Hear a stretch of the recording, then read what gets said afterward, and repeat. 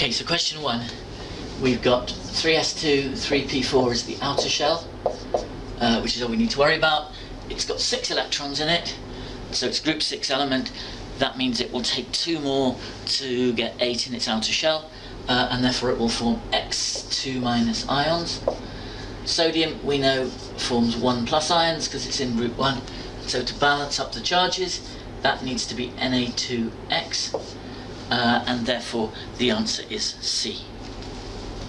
Question 2, we've got 88.0 grams of CO2. As soon as you see a mass, you think, right, I'll turn that into the moles.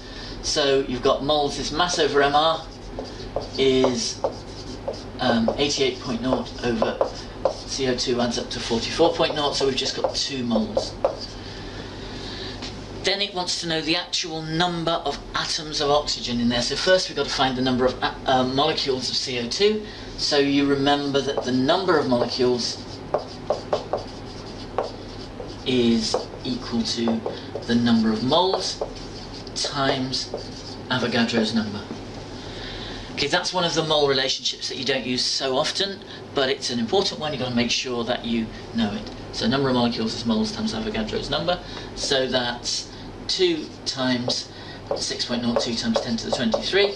That number, remember, is on your data sheet, which is 1.204 times 10 to the 24.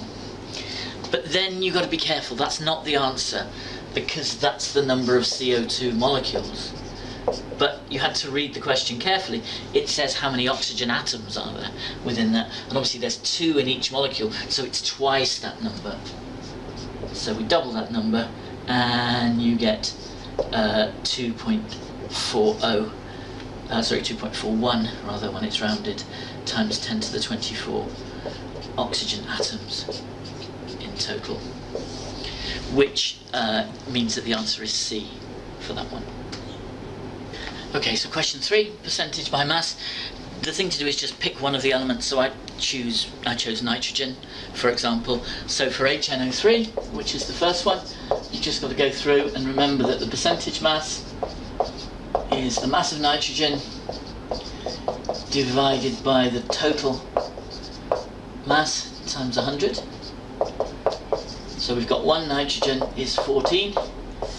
You add the whole lot up and you get 48 plus 14 plus 1 is 63 times 100, and you compute that, and that comes to 22.2%, so you know it's not that one. Then you do the same for the second one, which is ammonium nitrate. This time you've got 2 nitrogens, which is 28, divided by, if you add the whole lot of that up, it comes to 80. So 28 over 80 times 100 gives you, in this case, 35.0%, which fits, and then you can just check the other elements. So hydrogen, for example, is 4 out of 80, which is 5%, so that fits as well. So the answer is therefore B for that one. Okay, question 4. We've got 960 cm cubes of hydrogen gas, and it crucially says room temperature and pressure, so you remember that moles is equal to the volume in dm cubed divided by 24, provided you're at room temperature and pressure. So you get 0.96 dm cubed, because that's in cm cubed, divided by 24, which is 0.04 moles. From the equation, you can see that the number of moles of hydrogen is only half the number of moles of sodium. So you get moles of sodium is 2 times 0.04, which is 0.08 moles. Just using the equation like that, and therefore the mass of sodium is moles times AR, which is 0.08 times 23.0, which is 1.84 grams. And therefore the answer is C for that one. Right, question 5. This is really just about making sure that you know the meaning of the word neutralization. So it doesn't just mean a reaction in which an acid is destroyed and converted into something else. Specifically, it's a reaction in which an acid or an alkali reacts to form something which isn't acid or alkali anymore. But crucially, it's a reaction between an acid and an alkali, and it results in a process taking place which is not a redox reaction. So if we think about the essential, simple neutralization reaction, you've got H plus OH minus goes to water. That's what goes on in a simple neutralization in solution. And you can see that the oxidation states don't change. So the hydrogen is +1 here and +1 there and still +1 there, and the oxygen's -2 in both cases. So what question 5 is about is that's true for B and C and D in those cases. That in each case the acid is converted into something else, and in each case the hydrogen stays in a +1 oxidation state. But if you look at reaction A, which is this one,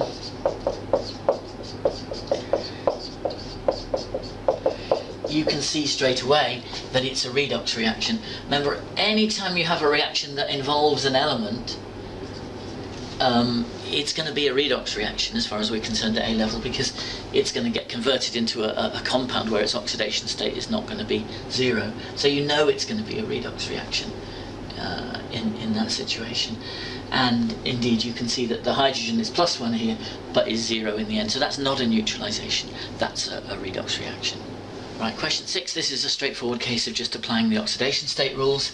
So remember, the group 1 elements like potassium, all they ever do in compounds is form 1+ ions.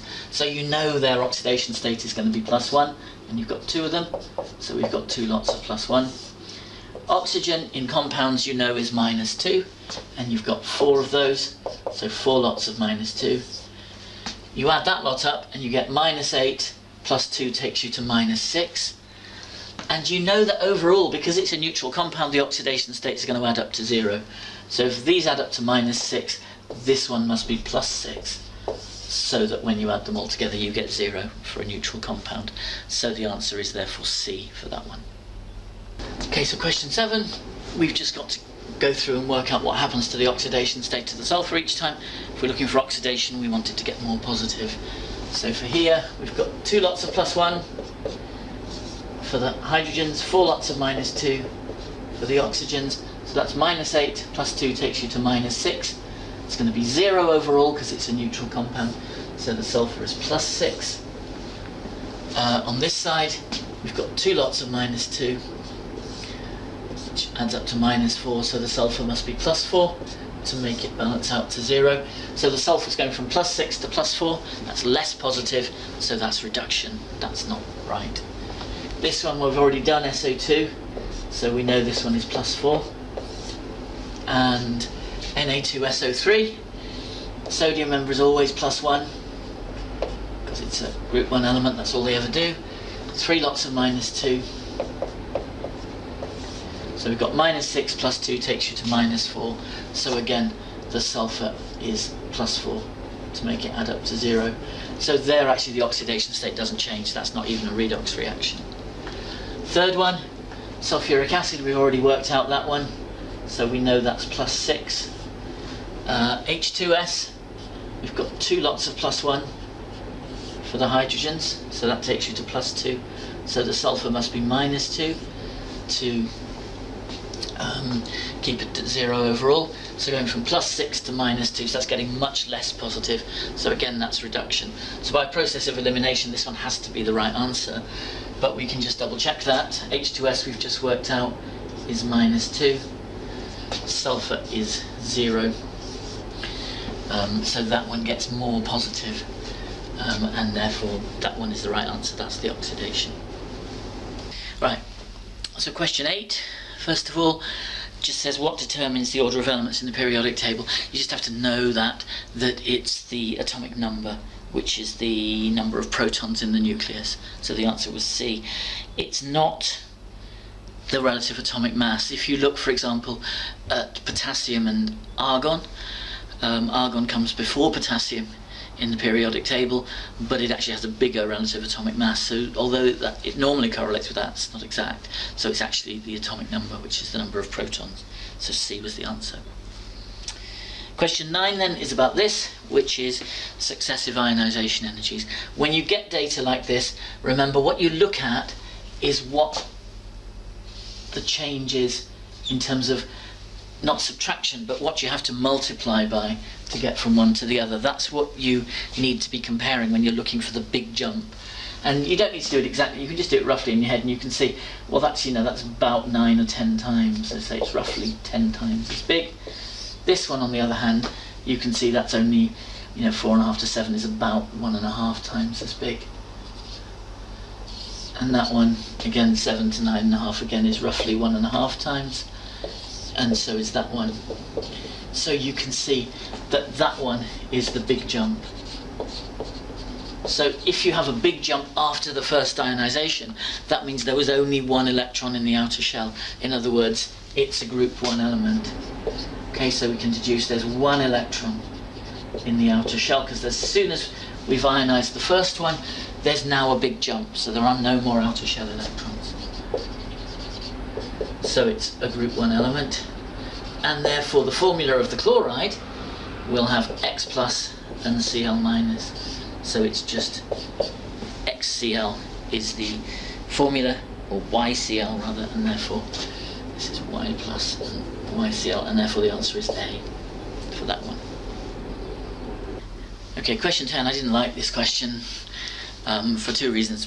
One is that the simple answer is, well, they all have induced dipole-dipole interactions, because any atom or molecule, regardless of what kind of structure it's part of, can have those. So I think it's a bad question, but what it's getting at is that they only really matter when you have a simple molecular structure, because if you have any kind of giant structure, the magnitude of those induced dipole-dipole forces is tiny compared to the strong covalent or ionic or metallic bonds that you've got.